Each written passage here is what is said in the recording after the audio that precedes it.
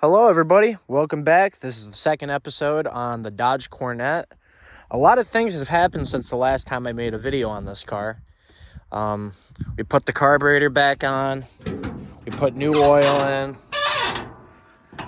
We did a lot of things. The last battery that was on it got chewed up and spat.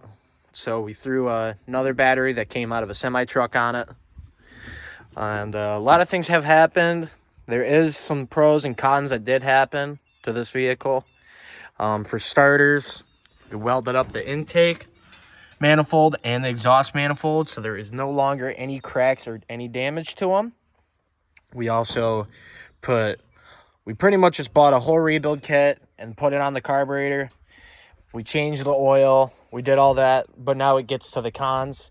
And the cons pretty much deflect the entire car. One of those is we take a look at the body, and these entire sidewalls right here are pretty much rusted out. And the only reason why I put down rags and paper towels is so water doesn't come down there and make it worse. So I just put those down there so they just suck up whatever gets down there. And you can already see there's some pretty bad spots right there.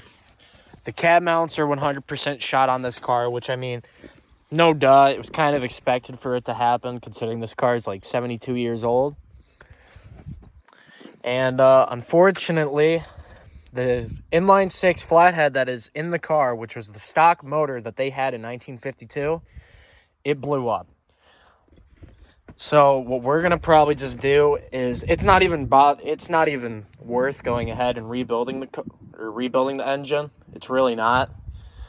So we're just gonna go ahead and see if we can find a Chevy big block or a Chevy small block. We're gonna probably do something that's around 350 or something that's common, and we can always get parts for it. And everybody's probably gonna be watching this video and be like, "Oh, why don't you go ahead and rebuild this engine that's in it?" Well, here's the thing: is parts for this car are completely difficult. I know you can get like some parts for it, like headlights, maybe some trim pieces. But if you take a look at it, and the majority of the parts that are on eBay or Amazon or any other company or corporation that, sells these parts, they're going to be asking a fortune for it because the car's uncommon. And second of all, this engine is completely underpowered. So honestly, I was kind of sad at first when it took a blue. The crankshaft kind of just killed itself, which, I mean, whatever. But I looked up online, and a whole brand new crankshaft for this car is about $3,000, which is highly absurd. I took a look at them like, whatever. And personally, what I might just do is I'm probably just buy a junk car or whatever that has a certain type of engine on it that I want, and I throw the transmission and the engine on it and call it a day. So we're going to have to take out the radiator, maybe the grill, definitely the hood though, and we're going to try getting the engine and transmission off at the same exact time. So a lot of stuff is going to be happening to this car and whatnot, but I haven't gave up on it because I love this car 100%. And everybody's like, well, why don't you just make the car look beautiful and nice again? Here's the thing. As I said before, I can make anything look nice. 100%. Anybody can. The thing is it always comes down to price and money and availability. It's supply and demand. The thing is, if I want to make this car look 100% nice, 100% clean, 100% efficient, I'm going to be dropping at least 20 grand on this car just to make it look beautiful. And honestly, for a New York car, it's not worth that much.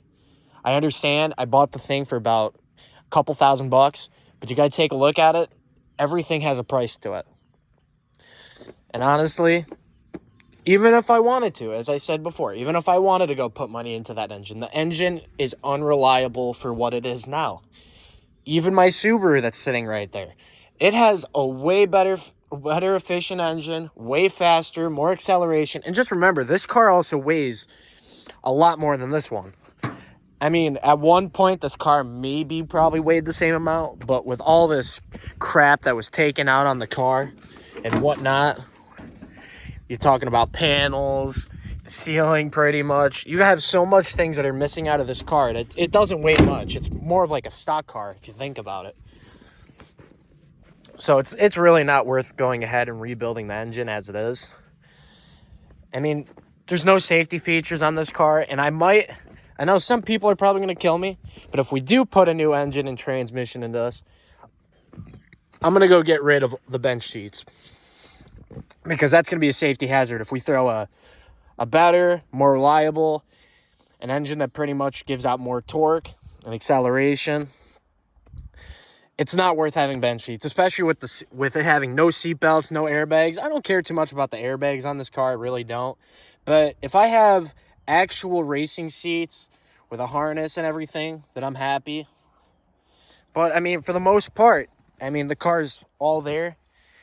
But you can already tell. I'll actually go start up the car for y'all and just show you what the car does. It will turn over, but you can definitely hear. It does not make any pretty noises whatsoever. I mean, it sounds terrible.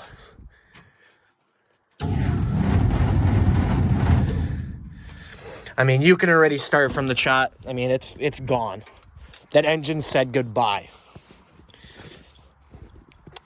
So, I mean, it's whatever.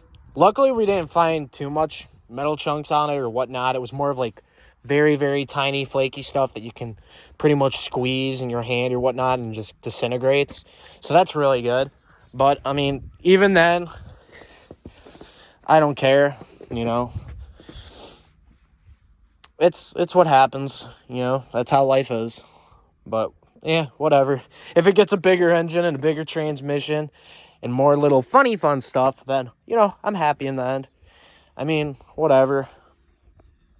But, we're going to be starting a build soon on it within a week, I would hope, when all the snow melts and all this sort of stuff, because I got to get under the car and whatnot, you know, to take out the engine mounts. I also got to fix the cab mounts, as I mentioned before, because they are rotten out. They're not good looking whatsoever. All the cab mounts that are on this car, destroyed.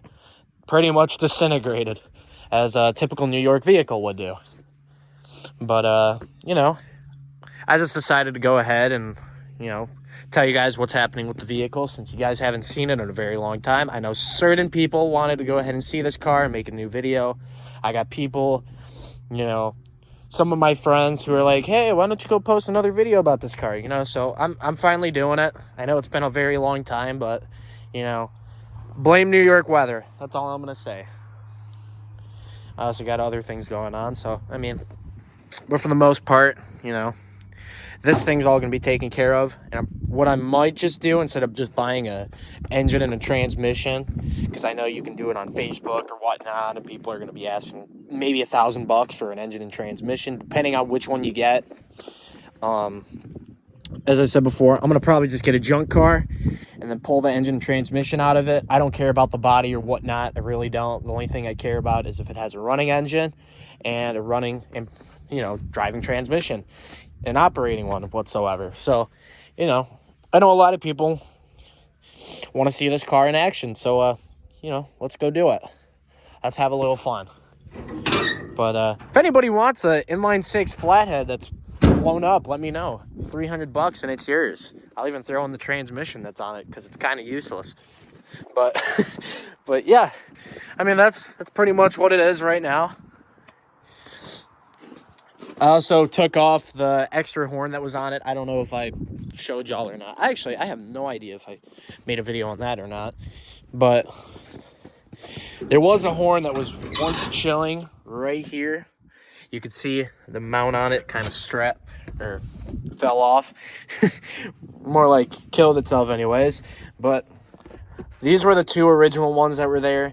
And then I think the previous owner that had the car before me decided to go throw on a old school bus horn, because that's exactly what it sounded like. So I just took that off there because it literally sounded like a dying goose.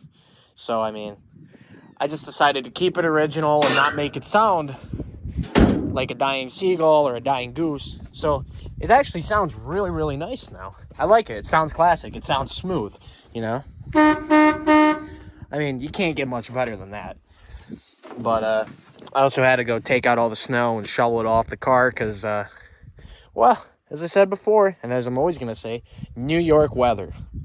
But, yeah, that pretty much ends the video from here. So, yeah, I mean, that's pretty much where the project's going with this car right now. But hope you guys are going to enjoy this build series on it. The next video I'm going to post is definitely going to be me doing body work on all this sort of stuff until I can get the engine and transmission situated. Because I still don't have an engine or transmission for this car whatsoever yet. So we're going to take a pause on the engine and transmission. But we are going to pull this out. And we're going to probably take the hood off, radiator, and a couple other things that are blocking the engine from getting out. And then we go from there. So yeah, guys, please feel welcome to go ahead and watch the rest of the build series on this car, because it's going to be really awesome. This car is going to go from 0 to 60 in 28 seconds to 0 to 60 in probably shorter than 28 seconds. So, you know, I'm pretty excited for this car. So yeah, guys, I hope you guys are enjoying this video. And this pretty much ends the video for now. So I'll see everybody later. Have a nice day.